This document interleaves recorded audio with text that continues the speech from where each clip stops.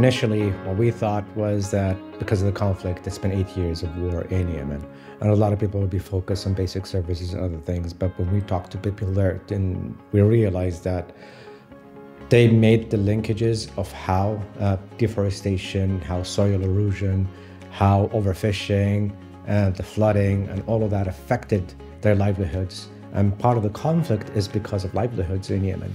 So it became essential for us to think in terms of climate security through that lens, in order to kind of help with the de-escalation efforts and ways of how we can augment the current peace process, bring that perspective into the peace process, so that it could be a more, come the time, it'll be a more sustainable peace agreement.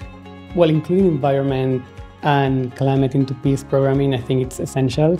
We have been working in the past, I would say 5 years a lot, not only the Weathering Risk Peace Pillar, but also with UNEP, another project with adelphi, and really trying to see how, what are the actual benefits of it.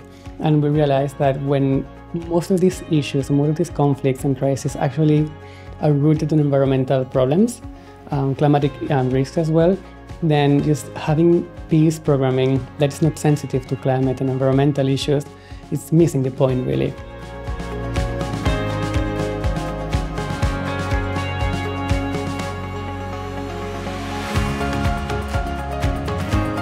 So we did this massive survey of 16,000 people and across several governments across the country.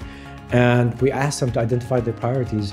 Much to our surprise, when the results came back, the majority of the people, in 7 out of 9 governorates, people said in the top 3 priorities was the environment.